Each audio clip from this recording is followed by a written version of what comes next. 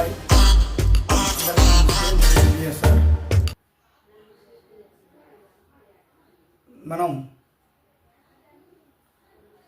గత ఎగ్జామ్ పేపర్ను ఒకసారి మనం పరిశీలించుకోగలిగితే అందులో మొదట క్రింది ప్రవచనాలలో సరైన దాన్ని గుర్తించండి. ప్రవచనం ఏ, ప్రకాశవంతమైన కాంతి తమపై పడినప్పుడు అటవీ జంతువులు పారిపోవటం అనేది సజీవులకు ఉండే క్షోభ్యత అనే లక్షణానికి ఉదాహరణ. ప్రవచనం బి, కొన్ని మొక్కలలో పుష్పాలు రాత్రిపూట వికసిస్తాయి. ఈ లక్షణము కూడా సజీవులలో ఉండే క్షోభ్యత అనే లక్షణానికి ఒక ఉదాహరణగా ఉంటుందని చెప్పాం. రెండు ప్రవచనాలు సరైనవే.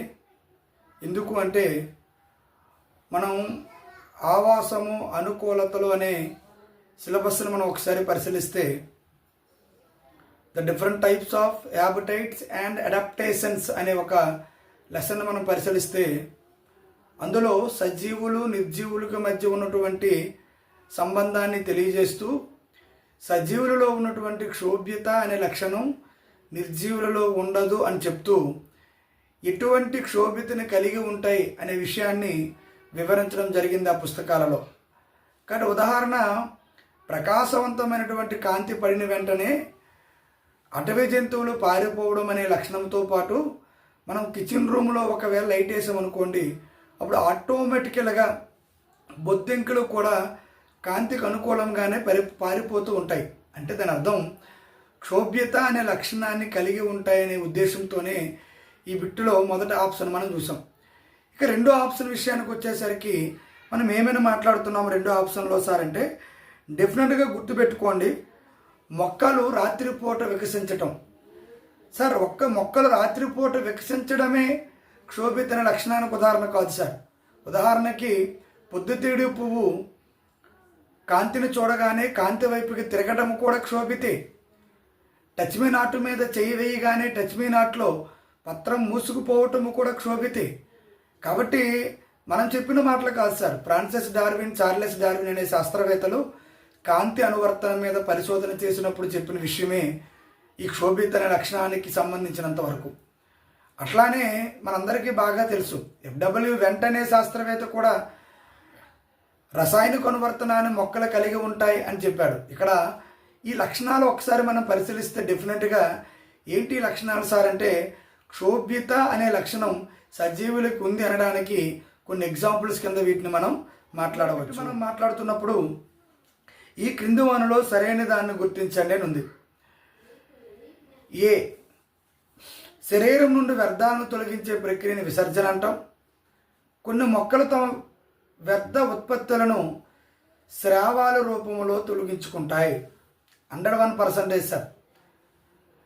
యాక్చువల్గా మొక్కలు విడుదల చేసే ద్వితీయ ఉత్పన్నాలనే మనం విసర్జనక పదార్థాలను పిలుస్తాం. ఇక్కడ ద్వితీయ ఉత్పన్నాలను విసర్జక పదార్థాలను పిలుస్తున్నామని చెప్పినప్పుడు ఆ విసర్జనక పదార్థాలని అవి స్రావక రూపంలోనే విడుదల చేస్తాయి. ఉదాహరణకి ఆల్కలాయిడ్స్ స్రావకాలే, ఉదాహరణకి టానిన్స్ స్రావకాలే, ఉదాహరణకి జిగుర్లు, లేటెక్స్ ఇవన్నీ ఏంటి సార్ అంటే స్రావక పదార్థాలే. కాబట్టి స్రావక పదార్థాల రూపంలోనే ఇవి విడుదల చేస్తాయి. కాబట్టి మనం 10వ తరగతి విసర్జన అనే వ్యవస్థను మనం చదివితే మొక్కలలో ఉన్నటువంటి ద్వితీయ ఉత్పన్నాలకు సంబంధించినటువంటి విషయాలు కూడా ఆటోమేటికల్గా మనకి విషయాన్ని తెలియజేస్తాయి. అలాగే మూడో బిట్ మనం చూస్తే అన్ని జీవులలో ప్రత్యుత్పత్తి ప్రక్రియ ఒకేలాగా ఉండదు, దానికి సంబంధించి సరైన దాన్ని గుర్తించండి అని చెప్పాం. ఉదాహరణకి కన్నులు బంగాళదుంపలు, కాక్టస్ మొగ్గలు, కనుపులు అల్లం మరియు పసుపు, చేదనము గోరంటాకు. డెఫినెట్గా ఈ 4 ఆప్షన్లు సరైనవే సార్. ఆల్రెడీ మనం 7వ తరగతిలో ఉన్నటువంటి మొక్కల్లో ప్రత్యుత్పత్తి చదివిన, 10వ తరగతిలో ఉన్నటువంటి మొక్కల్లో ప్రత్యుత్పత్తి చదివిన ఈ విషయాలు మనకు అర్థమవుతాయి. కాబట్టి ఇక్కడ కన్నులు అనగానే బంగాళదుంపలు, అంటే బంగాళదుంపలు శాఖీయ ప్రత్యుత్పత్తిలో పాల్గొనేటప్పుడు కన్నులు ప్రధాన పాత్ర పోషిస్తాయని చెప్పాం. అట్లానే కాక్టస్, ఉదాహరణకి కాక్టస్ వంటి మొక్కలలో మొగ్గలు శాఖీయ ప్రత్యుత్పత్తిలో ప్రముఖ పాత్ర పోషిస్తే అల్లము మరియు పసుపులో కనుపులు వంటి నిర్మాణాలు ప్రముఖ పాత్ర పోషిస్తాయని చెప్పాను. గోరింటాకు లాంటి మొక్కలు, ఉదాహరణకి గోరింటాకే కాదు, ఇవన్నీ ఏంటి సార్ అంటే 101% ఛేదనం అనే ప్రక్రియ ద్వారానే సాకి ప్రత్యుత్పత్తిలో పాల్గొంటాయని మనం ఇంతకుముందు చెప్పుకున్నాం. అట్లానే 4వ బిట్ ఒకసారి మనం చూస్తే, గడ్డి భూమి అడవి ఆవరణ వ్యవస్థలలో ఉండే అనుకూలతలకు సంబంధించి సరైన దాన్ని గుర్తించండి. ఆప్షన్ ఏ, ఈ ఆవాసంలో ఉండే జింక మరియు సింహం యొక్క శరీర రంగు లేత గోధుమ రంగులో ఉంటుంది. ఆప్షన్ బి, సింహం యొక్క శరీరం రంగు లేత గోధుమ రంగులో ఉండటం వలన గడ్డి జాతి భూములలో దాగి ఉండి జీవులను వేటాడడంలో సహకరిస్తుంది. జింక వంటి జీవి పొడవైన చెవులను కలిగి ఉండి వాటిని సహకారంతో తన శత్రువుల వేటకు వచ్చినప్పుడు కదలికలను గుర్తించగలుగుతుంది. 101% సార్. 3 ఆప్షన్లు కూడా సరైనవే. ఎందుకంటే మీరు ఎప్పుడైనా గడ్డి జాతి లేదా పచ్చిక బయల ఆవరణ వ్యవస్థను మీరు చూస్తే, పచ్చిక బయల ఆవరణ వ్యవస్థలలో ప్రధానంగా మన పుస్తకాలు ఇచ్చినటువంటి అనుకూలతలలో జింక మరియు సింహం ఈ 2 అనుకూలతలు ఇచ్చిండు. ఈ 2 శరీరాల యొక్క రంగు ఒకలాగా ఉంటుంది, లేత గోధుమ రంగులోనే ఉంటుంది. ఈ లేత గోధుమ రంగులో ఉండటం వలన ఏమవుతుందంటే, గడ్డి జాతి లేదా పచ్చిక బయలు ఆవరణ వ్యవస్థలలో ఆ రంగు గడ్డి ఆ రంగులోనే కనిపిస్తుంది. కాబట్టి సింహము దాగి జింకను వేటాడడానికి ఉపయోగపడితే, సింహము నుంచి జింక తనను తాను కాపాడుకోవడం కోసం దాక్కోవటంలో ఉపయోగపడుతుంది అని ఒక అనుకూలత గురించి మన పుస్తకాల్లో రాసిండు. అట్లానే ఇంకో విషయం ఏంటి సార్ అంటే, ఇక్కడ జింకకు ఉన్నటువంటి మరో ప్రత్యేకమైన లక్షణం ఏంటి సార్ అంటే, చెవులు పెద్దగా ఉండి తన శత్రువుల నుండి తను రక్షించుకోవడం కోసం శత్రువుల యొక్క ఉనికిని గుర్తించడానికి ఆ జింకకి ఆ చెవుల వంటి నిర్మాణాలు సహకరిస్తాయి. కాబట్టి మనం ఇచ్చినటువంటి ఆ 3 ఆప్షన్లు కూడా సరైనవని మనం విషయాన్ని ఆన్సర్ చేసుకోవాలి. ఇక మరో బిట్టు మాట్లాడదాం సార్. పగటిపూట చాలా వేడిగా ఉంటూ రాత్రిపూట చాలా చల్లగా ఉన్నటువంటి ఆవరణ వ్యవస్థలలో జీవుల యొక్క అనుకూలతలకు సంబంధించి సరైన దాన్ని గుర్తించండి. అంటే పగటిపూట వేడిగా ఉంటూ రాత్రిపూట చల్లగా ఉండేది ఏంటి సార్ అంటే 101% ఎడారి ఆవరణ వ్యవస్థే. కాబట్టి ఎడారి ఆవరణ వ్యవస్థ గురించి కానీ మనం మాట్లాడితే, ఎడారి ఆవరణ వ్యవస్థలో మనం ప్రధానంగా గుర్తుపెట్టుకోవాల్సింది ఏంటి అంటే ఒంటి. సో ఒంటికి సంబంధించిన విషయాలు ఏమున్నాయి ఉదాహరణకు చూద్దాం.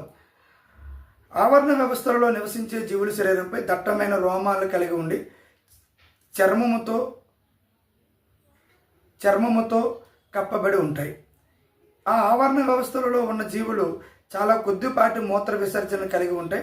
చెమట పట్టకపోవడం వలన వంటి లక్షణాలు కలిగి ఉంటాయి. ఇక్కడ మనం గమనించండి, మొదటి ఆప్షన్ ఏముంది అంటే దట్టమైనటువంటి రోమాలను కలిగి ఉండే లక్షణం దేనికి ఉంటుంది సార్ అంటే పర్వత ఆవరణ వ్యవస్థకు ఉంటుంది. ఎందుకంటే పర్వత ఆవరణ వ్యవస్థలలో మంచు కురుస్తుంది, చల్లగా ఉంటాయి. అక్కడ నివసిస్తున్నటువంటి మంచు చిరుతులు కానీ, అక్కడ నివసిస్తున్నటువంటి జడల బర్రె వంటి జీవులు కానీ తన శరీరము చుట్టూ ఏముంటుంది సార్ అంటే దట్టమైనటువంటి రోమాలతో కూడినటువంటి ఒక చర్మాన్ని కప్పబడి ఉండటం వలన ఆ చల్లదనాన్ని నుంచి తాను రక్షించుకోవడానికి అవకాశాలు ఉంటాయి. కానీ ఎడారి ఆవరణ వ్యవస్థకు వచ్చేసరికి డెఫినెట్గా మూత్ర విసర్జన తక్కువగా ఉండాలి, చెమట తక్కువగా పట్టాలి, నీటిని తీసుకునే సామర్థ్యం చాలా తక్కువగా ఉండాలి. ఇటువంటి లక్షణాలు దేనికి ఉంటాయి? డెఫినెట్గా ఒంటికే ఉంటాయి. కాబట్టి 101% ఆప్షన్ ఏంటి సార్ అంటే ఆప్షన్ 2. కాబట్టి మీ అందరికీ ధన్యవాదాలు. అంటే 15 బిట్లని 5 డివైడ్గా చేసి మనం పేపర్ ఎక్స్ప్లెయిన్ చేసుకుందాం. కాబట్టి మీరందరూ బయాలజీ ఎగ్జామ్స్ని యూటిలైజ్ చేసుకోండి. పేపర్ ఎక్స్ప్లెనేషన్ కూడా జాగ్రత్తగా వినండి. అలాగే మీ అందరూ నాకు సపోర్ట్ చేయాలనుకుంటే నా యూట్యూబ్ ఛానల్ని 10 మందికి చెప్పండి. వాళ్ళకి కూడా ఉపయోగపడతాయి నేను చెప్పే క్లాసులు. వాళ్ళకు కూడా ఎగ్జామ్ పేపర్ ఎక్స్ప్లెనేషన్ ఉపయోగపడుతుంది. కాబట్టి మీరు నా యూట్యూబ్ ఛానల్ని సబ్స్క్రైబ్ చేస్తూ మరో 10 మంది చేత చేసి నాకు మీరందరూ సపోర్ట్ చేస్తారని ఆశిస్తూ అందరికీ ధన్యవాదాలు. Thank you.